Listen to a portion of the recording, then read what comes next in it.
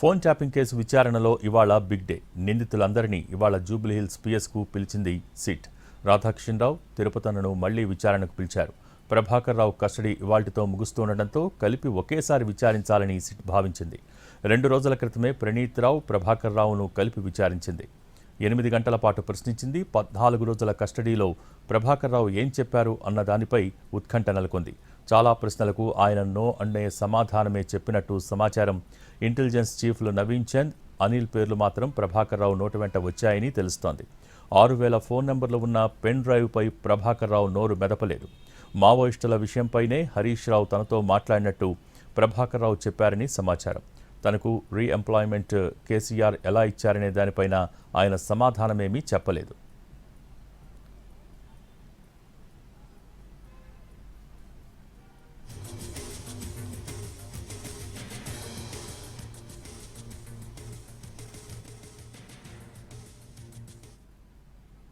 Phone tapping case విచారణలో ఇవాళ big day. నిందితులందరినీ ఇవాళ జూబ్లీహిల్స్ పిఎస్కు పిలిచింది సిట్. రాధాకృష్ణరావు, తిరుపతన్నను మళ్లీ విచారణకు పిలిచారు. ప్రభాకర్ రావు కస్టడీ ఇవాల్టితో ముగుస్తుండటంతో కలిపి ఒకేసారి విచారించాలని సిట్ భావించింది. దీనికి సంబంధించి పూర్తి అప్డేట్స్ మా ప్రతినిధి రాధాకృష్ణ లైవ్ ద్వారా అందించేందుకు సిద్ధంగా ఉన్నారు. Radhakrishna, over to you. Bhogi ప్రస్తుతం ఫోన్ ట్యాపింగ్ కేసులో విచారణ కొనసాగుతుంది. ప్రభాకర్ రావుతో పాటు మిగతా 2 నిందితులు కేసులో ఇప్పటికే అరెస్ట్ అయ్యి బెయిల్పై బయటికి వచ్చిన 2 పోలీస్ ఆఫీసర్లు ప్రస్తుతం రాధాకృష్ణరావు టాస్క్ ఫోర్స్ డీసీపీగా పనిచేశారు.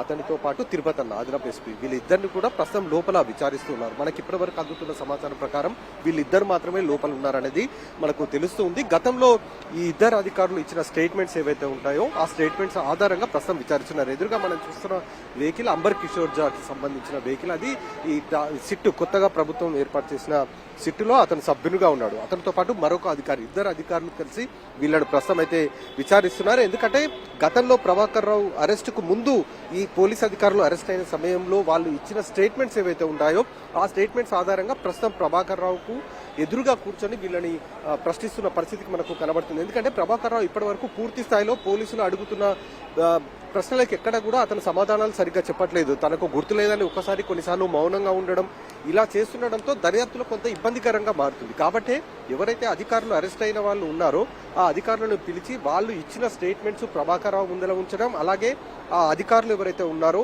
అరెస్ట్ అయిన అధికారులు వాళ్ళని కూడా ప్రభాకర్ రావు ముందర ఉంచడం, ఆ రకంగా వీళ్ళని ప్రభాకర్ రావు నుండి వివరాలు రాబట్టే ప్రయత్నం అయితే అధికారులు చేస్తున్నారు. ఎందుకంటే కొన్ని సందర్భాల్లో అతను చెప్పకపోవడంతో దర్యాప్తులో మెయిన్ అంశాలు ఏవైతే ఉంటాయో అవి కొంత ఇబ్బందికరంగా మారుతుంది. ఎందుకంటే ఈ రోజు లాస్ట్ డే కాబట్టి సాధ్యమైనంత వరకు ప్రభాకర్ రావు నుండి వివరాలు రాబట్టాలనేదే సిట్టు బృందం ప్రయత్నం చేస్తుంది.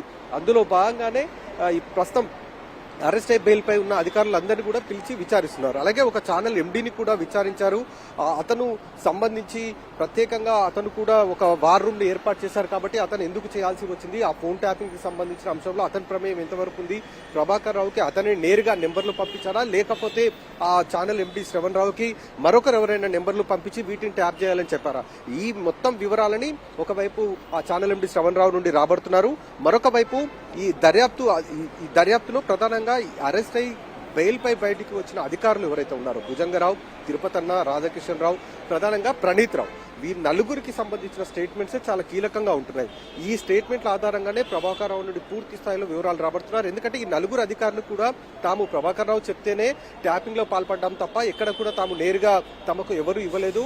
అప్పుడు చీఫ్ గా ఎస్ఐబి చీఫ్ గా ప్రభాకర్ రావు ఉన్నాడు కాబట్టి అతను ఆదేశాల మేరకే తాము ఇవన్నీ చేశామనేది చాలా స్పష్టంగా స్టేట్మెంట్లలో చెప్పడం జరిగింది. కాబట్టి ఆ రకంగా ప్రస్తుతం విచారిస్తున్న పరిస్థితి అయితే మనకు కనబడుతుంది. ప్రస్తుతం 2 అధికారులు అయితే ఉన్నారు.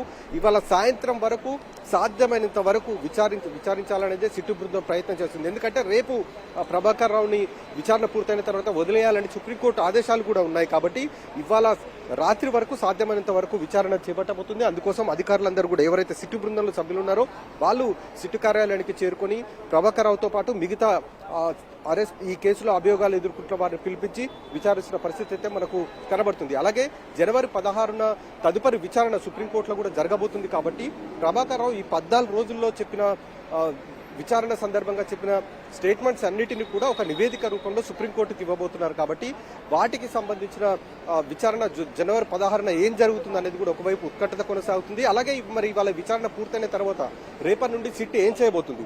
ఇప్పటి వరకు విచారణలో ప్రభాకర్ ఎవరి పేర్లైనా చెప్పాడా?